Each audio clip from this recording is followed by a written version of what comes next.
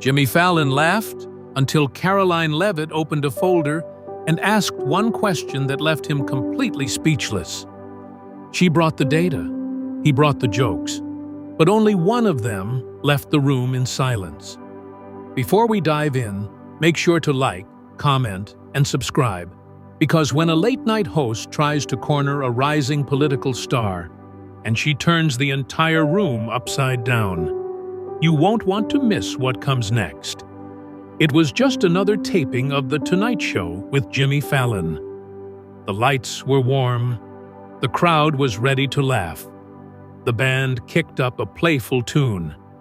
Jimmy leaned back in his chair, smirking just enough to signal that this was going to be fun.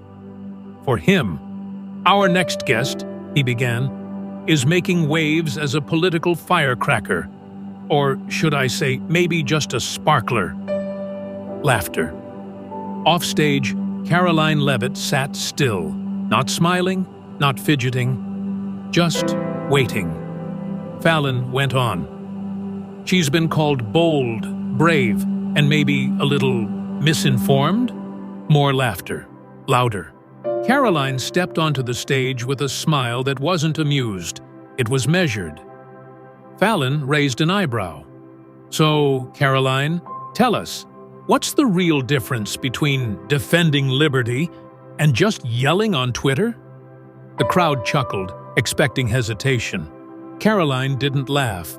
She simply reached under her chair and lifted a folder. Then said, "I'll show you the difference. But first, Jimmy, do you know what this graph represents? Because when she opens that folder, everything they thought they knew about her will change." Karoline held up the folder with calm precision. The camera zoomed in as she pulled out a single printed chart. No drama, just data. "This," she said clearly, "is a breakdown of mainstream media airtime allocated to conservative female commentators versus liberal male figures during election coverage." She turned it toward the audience. The bar graph was stunning. Fallon blinked. Karoline continued, "You want to talk about yelling on Twitter? Let's first ask why those who speak calmly, like me, aren't even allowed in the room to begin with." A wave of murmurs moved through the crowd. Fallon chuckled nervously, reaching for his mug. "Well, we do like a little drama in late night, don't we?" Karoline didn't laugh. "I'm not here for drama, Jimmy. I'm here because truth should be louder than applause." The screen behind them flashed as the data went live. A split graphic. Network airplay. Minutes online censorship removals. The numbers didn't lie. Fallon leaned forward. "So what are you saying? Media's rigged?" Karoline raised an eyebrow. "I'm saying if a system only amplifies voices it agrees with, maybe you're not asking enough questions." Fallon opened his mouth, then paused. Because how do you joke your way out of a room when the facts just took away your punchline? The audience, once eager to laugh, now leaned forward in near silence. Even the band stopped fidgeting. Jimmy Fallon tilted his head, trying to lighten the tension. Okay, you came prepared, I'll give you that." Karoline didn't smile. "I came expected to fail," she said. "That's what happens when you walk into a room where the joke is already written before you arrive." The audience murmured. A few clapped. Others sat, stunned. Fallon glanced toward his producer, uncertain, maybe even uncomfortable. He tried again. "But come on, Karoline, isn't this a bit much for a late-night couch?" Karoline reached into her folder again. She pulled out a second document, this time a transcript. "This," she said, "is from a young female political analyst who was removed from 3 mainstream platforms, not for misinformation, but for asking about border statistics." She held it up. Every word verified, every line documented. Jimmy raised his hands slightly. "I'm not the media gatekeeper, Karoline." She looked straight at him.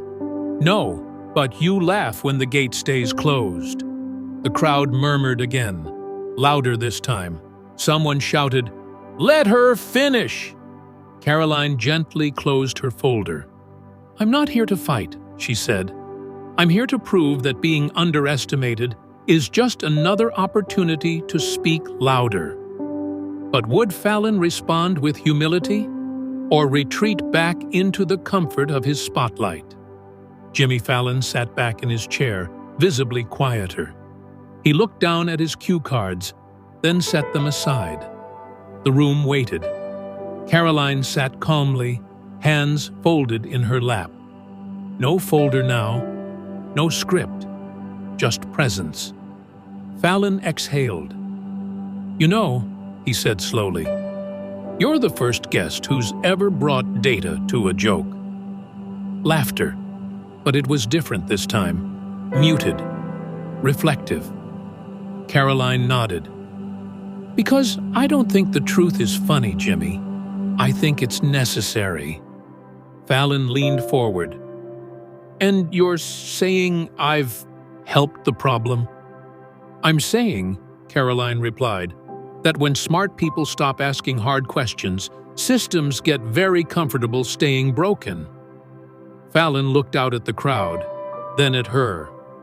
"You're not like most of the people who come through here." "That's probably why they don't invite me more often," she said with a smile, her first of the night.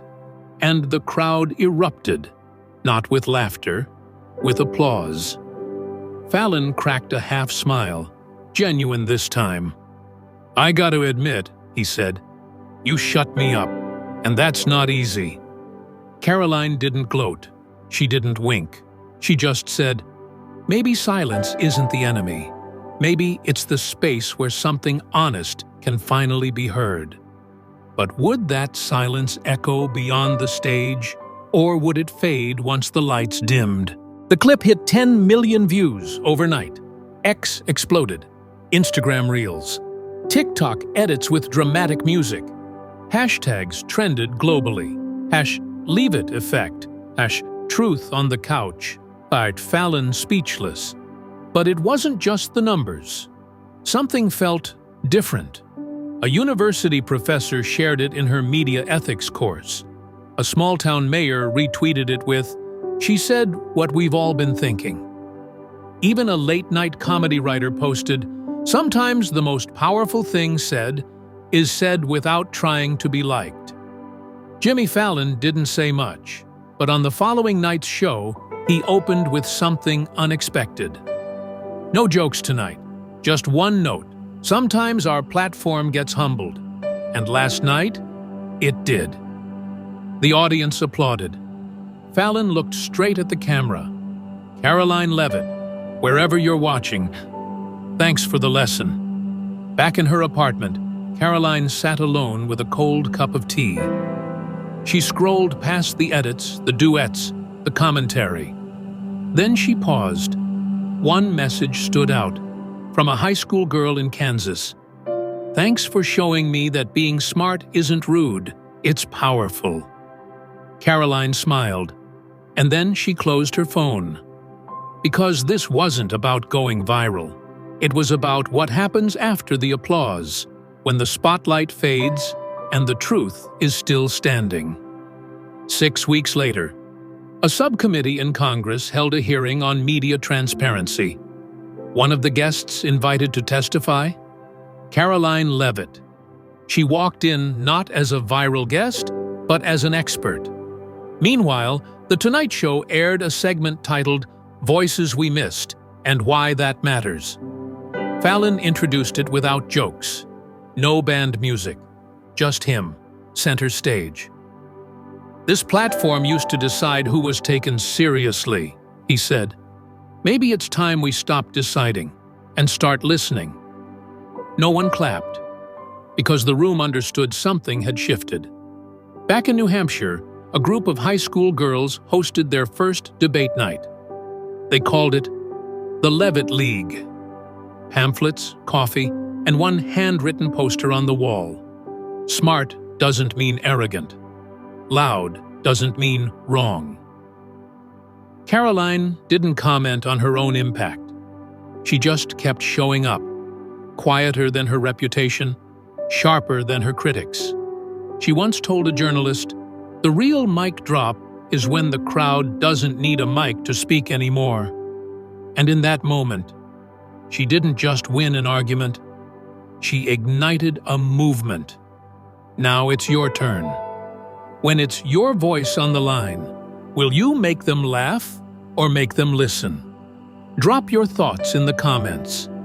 Like, subscribe, and share if you believe truth speaks loudest when it stands calmly.